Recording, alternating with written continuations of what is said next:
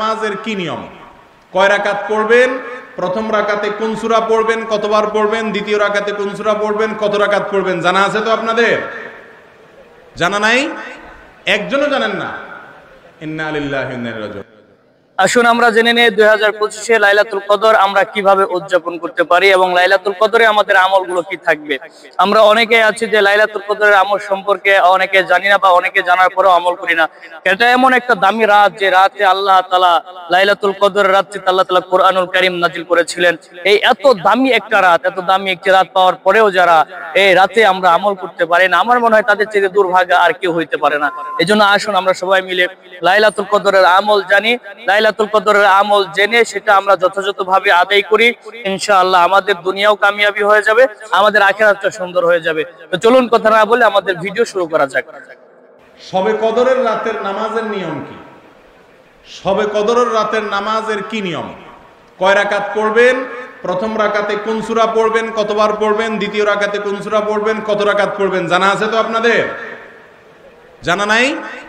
একজনও জানেন না? ইন্না লিল্লাহি ওয়া ইন্না ইলাইহি রাজিউন। হাজার হাজার মানুষের বিশাল সমাবেশ, আপনারা একজনের শবে কদর নামাজের নিয়ম জানেন না? এটা তো খুব খারাপ কথা ভাই, নিয়ম তো জানতে হবে। আচ্ছা আমি বলে দিচ্ছি, শবে কদরের নামাজের নিয়ম হলো অন্য যে কোনো নামাজ যেভাবে পড়েন শবে কদরের নামাজও একইভাবে পড়বেন। এই হলো শবে কদর নামাজের নিয়ম।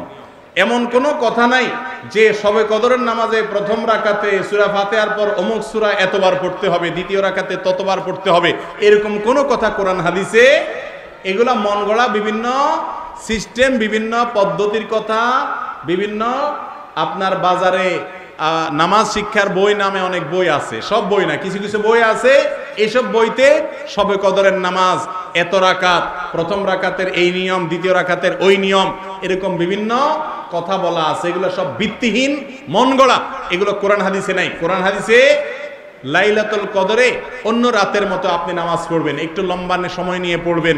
যে কোনো রাতের নামাজ, তাহাজ্জুদের নামাজ লম্বা সময় নিয়ে পড়তে হয়, দীর্ঘ রাকাত, দীর্ঘ রুকু, দীর্ঘ সিজদা, আস্তে আস্তে তেলাওয়াত, আস্তে আস্তে তাসবিহ এবং সময় নিয়ে পড়বেন। দুই রাকাত করে পড়বেন, যে কোনো সূরা দিয়ে পড়তে পারেন, একবার পড়বেন না দুইবার পড়বেন সূরা ফাতিহার পরে সূরা, এটা আপনার ব্যাপার, কোনো সূরা নির্ধারিত না। আপনি লাইলাতুল কদরের একটা জিনিস নির্ধারিত, সেটা হলো একটা দোয়া হাদিসে বর্ণিত হয়েছে, আম্মা জানা আয়েশা রাদিয়াল্লাহু তাআলা আনহাকে নবী করিম সাল্লাল্লাহু আলাইহি ওয়াসাল্লাম শিক্ষা দিয়েছেন, তুমি যদি লাইলাতুল কদর পাও তাহলে দোয়া করবা। কি দোয়া? আল্লাহুম্মা ইন্নাকা আফুউন তুহিব্বুল আফওয়া ফাআফু আন্নী। আল্লাহ আপনি ক্ষমাশীল, ক্ষমা করতে ভালোবাসেন, অতএব আমাকে ক্ষমা করে দেন। ক্ষমা করতে ভালোবাসেন, অতএব আমাকে ক্ষমা করে দেন। এই দোয়া পড়বেন লাইলাতুল কদরে। এছাড়া আল্লাহর কাছে যে কোনো দোয়া করবেন, দুই রাকাত করে নামাজ যতটুকু পারেন তৌফিকে কুল্লা পড়বেন। কোন সূরা কেরাত নিয়ম নির্ধারিত নাই, সারা রাত আপনি দোয়া করবেন, ইবাদত করবেন।